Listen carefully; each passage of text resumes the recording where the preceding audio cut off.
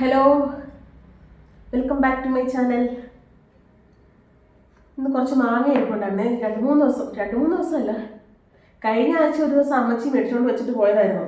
അന്ന് അമ്മച്ചി അച്ചാറിടാന്ന് പറഞ്ഞപ്പോൾ ഞാൻ പറഞ്ഞു വേണ്ട, ഞാൻ ഇട്ടോളാം, പിന്നെ പതുക്കെ ഇട്ടോളാന്ന് പറഞ്ഞിട്ട് എടുത്ത് ഫ്രിഡ്ജ് വെച്ചതാണ് കേട്ടോ.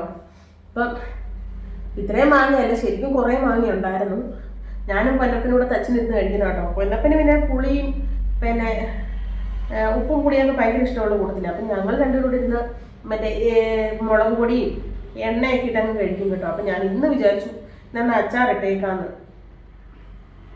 കഴിഞ്ഞ പ്രാവശ്യവും അമ്മച്ചി തന്നെ വന്ന് 2 പ്രാവശ്യം വന്ന് അച്ചാറിട്ട് തന്നത്. അപ്പം ഞാൻ ഈ പ്രാവശ്യം പറഞ്ഞു ഞാൻ വെച്ചോളാന്നാ, അമ്മച്ചിക്ക് പോണായിരുന്നല്ലോ, അപ്പം ഞാൻ പതുക്കെ വെച്ചോളാന്ന് പറഞ്ഞുകൊണ്ട് ഇരുന്നിരുന്ന് ഇത്രയും വാങ്ങിയാൽ ഇതിനി വെച്ചുകൊണ്ടിരുന്നത് ചിലപ്പോൾ അച്ചാറിടാൻ കിട്ടത്തില്ല. അതുകൊണ്ട് എന്നാൽ പിന്നീട് അങ്ങ് അച്ചാറിട്ടേക്കാം നമുക്ക്. എനിക്കും പൊന്നൂരും ഭയങ്കര ഇഷ്ടമാണ് മാങ്ങാച്ചാറ്. നാരങ്ങേക്കാൾ കൂടുതൽ ഞങ്ങൾ കഴിക്കുന്നതും മാങ്ങാച്ചാറാണ്. പൊന്നൂര് മാങ്ങ ഉണ്ടെങ്കിൽ പിന്നെ ചോറും മാങ്ങാച്ചാറും തന്നെ കഴിച്ചുകൊണ്ടിരിക്കും. അച്ചാർ തന്നെയാണെങ്കിലും കഴിച്ചുകൊണ്ട് കിടക്കും കേട്ടോ. ഇപ്പം എനിക്ക് മാങ്ങ ഇഷ്ടമാണ്. മാങ്ങ പിന്നെ ചുമ്മാ തിന്നാനൊക്കെ ഇഷ്ടമാട്ടോ. പൊന്നപ്പൻ അങ്ങനെയൊന്നും ഇല്ല. മാങ്ങ കിട്ടിക്കഴിഞ്ഞ് കഴിഞ്ഞാൽ അത് തീരുന്നിടം വരെ ഉപ്പും മുളകും എണ്ണയൊക്കെ ഒഴിച്ചൊന്നിരുന്ന് കഴിക്കും. അപ്പം ഞാൻ വിചാരിച്ചു പുളിയല്ലേ, ഒത്തിരി പുളി കഴിച്ചു കഴിഞ്ഞാലും പ്രശ്നമല്ലേ എന്ന് ഓർത്തുകൊണ്ട് അച്ചാറിട്ടില്ലെങ്കിൽ പിന്നെ വരുന്ന ഇതിനകത്ത് 2-3 എടുത്തുകൊണ്ട് വെച്ചുകൊണ്ടങ്ങ് ഇരിക്കും. ഇത് ചെത്തി തരണം, മുളക് ഇട്ട് കൊടുക്കണം എന്നൊക്കെ പറഞ്ഞേ. അപ്പം നമുക്ക് ഈ മാങ്ങ ഇന്നൊന്ന് അരിഞ്ഞ് അച്ചാറിട്ടേക്കാം. വലിയ പുളിയുള്ള മാങ്ങ അല്ലെന്ന് തോന്നുന്നു കേട്ടോ, പക്ഷെ നല്ല മാങ്ങ, വാടിയതൊന്നുമല്ല.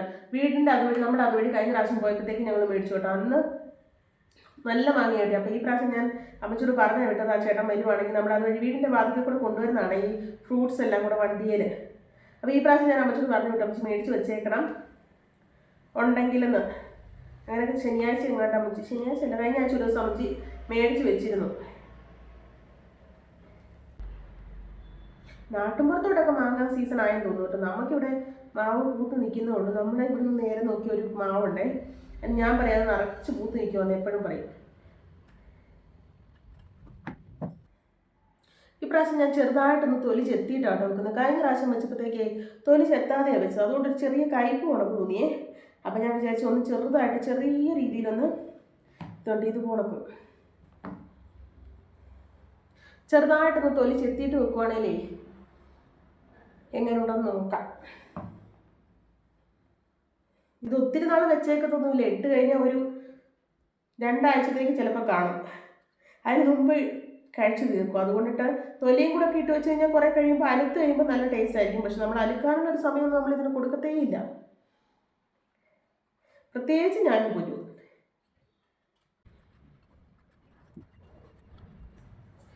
ചേട്ടാ ഞാനുണ്ടല്ലോ മാങ്ങ മുഴുവൻ ചെത്തി എടുത്തിട്ടുണ്ട് കേട്ടോ.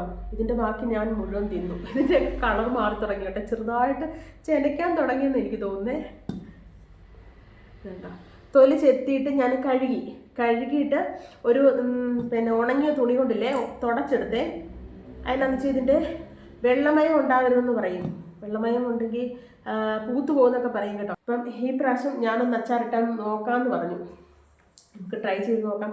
ഇങ്ങനെയൊക്കെയല്ലേ നമ്മളവരൊന്നും പഠിക്കുന്നല്ലേ, അത് നമുക്ക് നോക്കാവേ. ഇതിന് നമ്മൾ എന്നെ നടക്കുന്ന വെച്ചാൽ അരിയാൻ പോകണം, എന്നിട്ട് അച്ചാറിടാം. ഇത് ഇവിടെ ഇരുന്ന് ചെയ്യുന്നതെന്നു വെച്ചാൽ അടുത്ത പണി മുഴുവൻ അടുക്കളയിൽ നിന്നുകൊണ്ടുള്ള പണിയാണ്. അതുകൊണ്ടിട്ട് ഒത്തിരി നേരം നിൽക്കാൻ വയ്യാത്തതുകൊണ്ടാണ് ഞാൻ ഇങ്ങനെ ഡെക്കറേഷനൊക്കെ കൊടുത്ത് ഇവിടെ വന്നിരുന്ന് ചെയ്യുന്നത്. അപ്പം നമുക്ക് ഇത് അരിഞ്ഞെടുക്കാമേ.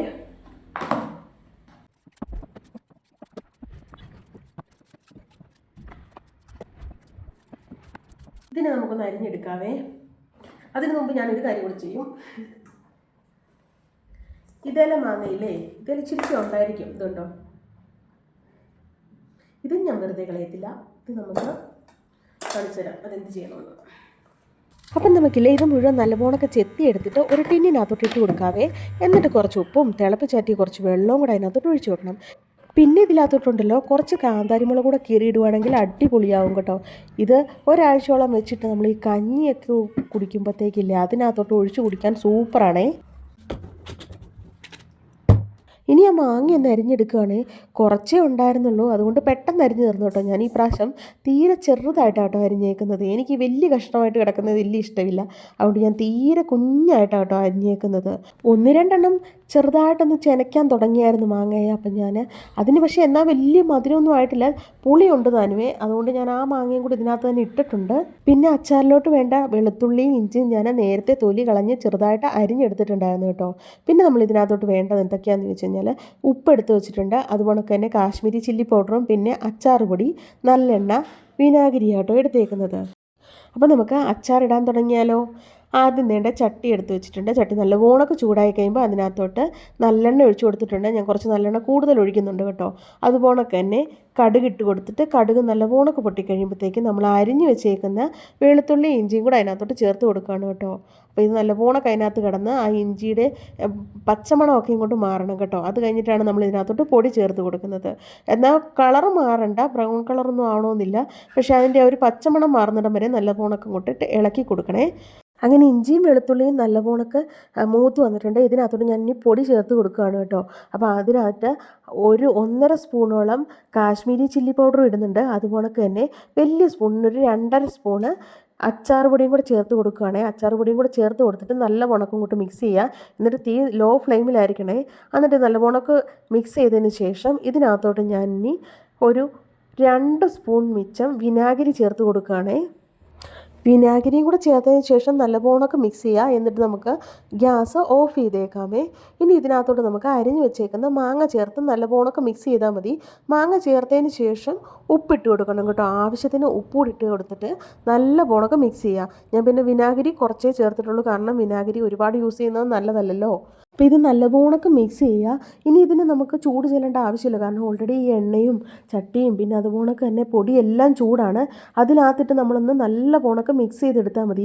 മാങ്ങയാണെങ്കിൽ പെട്ടെന്ന് അവിഞ്ഞു പോകുന്നതാണ് കേട്ടോ. അപ്പം നമ്മൾ ഇനിയും ചൂട് കൊടുത്തു കഴിഞ്ഞാൽ അത് പെട്ടെന്ന് അവിഞ്ഞ് കുഴഞ്ഞു പോകും. അതുകൊണ്ടിട്ട് ഇത് ഇങ്ങനെ ഇരുന്ന് കഴിഞ്ഞാൽ ഈ ഉപ്പും പുളിയൊക്കെ പിടിച്ച് വരുമ്പോൾ ഇത് നല്ലവണ്ണം അലുത്തിറങ്ങിക്കോളും.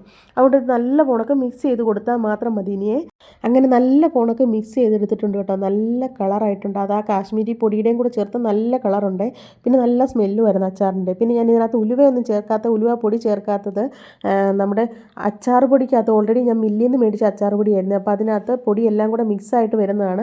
അതുകൊണ്ടാണ് ഞാൻ വേറെ ഒന്നും ചേർക്കാൻ ഞാൻ ഇതിനകത്തോട്ട് മുളക് പൊടിയും അച്ചാർ പൊടിയും മാത്രമേ ചേർത്തിട്ടുള്ളേ. അപ്പം ഇത് കണ്ടോ നല്ലവണ്ണമൊക്കെ എണ്ണയൊക്കെ പിടിച്ച് നല്ല സെറ്റാകുന്നുണ്ട്. പിന്നെ ഉപ്പും പുളിയും പിടിക്കണമെന്നുണ്ടെങ്കിൽ ഒരു 2 ദിവസം കഴിയും കേട്ടോ. നമ്മൾ ടിന്നിലിട്ട് ഒരു 2 ദിവസം അടച്ച് വെച്ച് കഴിയുമ്പോഴത്തേക്ക് മാങ്ങ അവിടെ ഇരുന്ന് സെറ്റായിക്കോളും കേട്ടോ. അപ്പോൾ ഇപ്പം നല്ല ഉറച്ചിരിക്കുന്നതാണ്. അത് ആ ഉപ്പും പുളിയും കൂടെ പിടിച്ച് കഴിയുമ്പോൾ ഈ മാങ്ങ ചെറുതായിട്ടൊന്ന് അലുക്കാൻ തുടങ്ങും കേട്ടോ. അപ്പോഴാണ് ഇതിൻ്റെ ഒരു ടേസ്റ്റ്. അങ്ങനെ തന്നെ മാങ്ങാച്ചാർ ഇവിടെ റെഡിയായേ.